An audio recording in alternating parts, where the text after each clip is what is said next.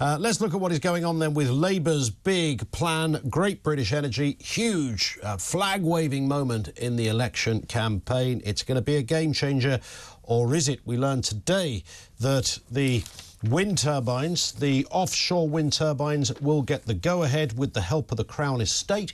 It's going to be massive, but will it work? Alethea Warrington is senior campaigner at the climate group Possible. Alethea, good morning to you. Good morning. Now, I've said this all along. Look, if somebody says it's clean energy, it's more efficient, it's going to be cheaper, what's not to like? But there is still a huge question mark over the efficiency of this kind of engineering, this sort of technology. So I think the question that you refer to, are these projects efficient? Do they work? I think it has been resoundingly answered with a very, very clear yes. Renewable energy works extremely well. It is much cheaper than fossil fuels. It's much more secure. It's going to be good for our climate. It's going to be good for our energy bills. And I think that what the new government has announced today is a plan to invest in the UK's energy security, invest in our country's future, and also support the climate. And I think it's really positive that they're trying to give the UK public a stake in this vital sector. There are some issues there, of course. In order to make these things work, we are still going to be reliant on a component of fossil fuels. They don't store energy, which is a massive problem. I'm sure you have answers to all of this. We'll come to those. And, of course, they run out after about 15 years, so they were incredibly expensive. So fortunately, none of those things are actually the case.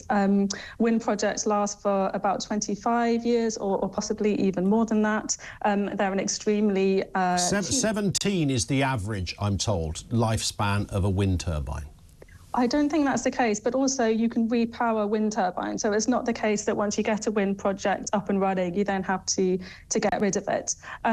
But even factoring in the variability of renewables, they are still much cheaper than generating energy using gas power. And the question of storage, which you refer to, is one that can be tackled. And the more you have a variety of different types of renewable energy, so onshore wind, when you say it can be tackled, but it can't be tackled. It can't be tackled at the moment, Alethea, can it? We can't store wind. It is. This issue is being tackled. It's being tackled by having... How is it being tackled? Because we can't store... I mean, that's just an irredeemable reality, isn't it? We can't store wind.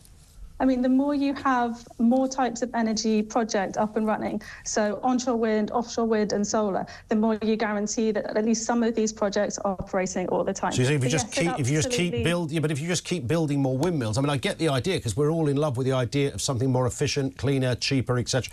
I get that, but you can't store it. So if you have more of them, you still can't store it. So storage is something that is going to have to come online and that is going to have to... It's central to the success of this, right? It's absolutely crucial. Let's not pretend otherwise. We can't store it. You're kind of telling me you sort of can, or it doesn't matter if you can't. What I'm saying is that we are going to need to have some storage, absolutely, but this is very much a solvable problem. So storage is going to have to come online, whether that's flexibility within the grid, demand management, or things like battery storage. But this is very much a solvable problem. And I think it's important to remember that... Why has nobody solved it? Because this sector is one that currently needs a lot of... it needs to grow. These things have been around for 20, 30 years, these wind turbines have been up there. I mean, not in any significance, I understand that in terms of numbers, but they've been around. People have carried on building something that they still can't work out how to store the very thing that powers it. I don't think that's the case at all, because actually there's been a huge amount of work looking into how you tackle the storage issue, and the cost of storage are still much lower than the cost of continuing to rely on gas power. And actually, we don't know that because we can't store it. But storage is a thing that exists, and there are plans for more and more of it to come online. Well, there might be plans, but we can't store it, so we don't know the cost of this, do we? Which are likely to be equally as expensive. We do know the cost of this, and we know that even when the cost of storage is included, renewable energy is still much, much cheaper than relying on gas power. Like, the numbers of this on this are very clear. A lot of work has been done. The National Grid has done a lot of work looking at how you tackle the variability, how you balance the grid, how you have storage. This is not some kind of, unknown territory which nobody has a clue how to deal with.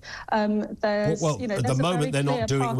We can all agree, though, that at the moment there is no storage for this energy. But I don't think that's the case at all, because some projects already do have storage in terms of batteries. People are looking at other ways forwards to allow more storage to come online, for example, green hydrogen. Alethea, just very briefly, because we've only got 20 seconds, fossil fuels are required to make this thing work to begin with, at least. Not at all, no, that's completely So if we ridiculous. stopped using fossil fuels tomorrow, we'd still have all the windmills going. Of course, that's by definition is how wind works. It doesn't rely on fossil fuels. It does at the moment, right? No, of course not. Onshore wind or offshore wind or solar do not need fossil fuels to work. That's simply incorrect. OK, on that point, Alethea, we will agree to disagree. We'll take calls who can address, maybe even counter that last point about fossil fuels. Alethea Warrington, thank you to her, senior campaigner at the climate group Possible.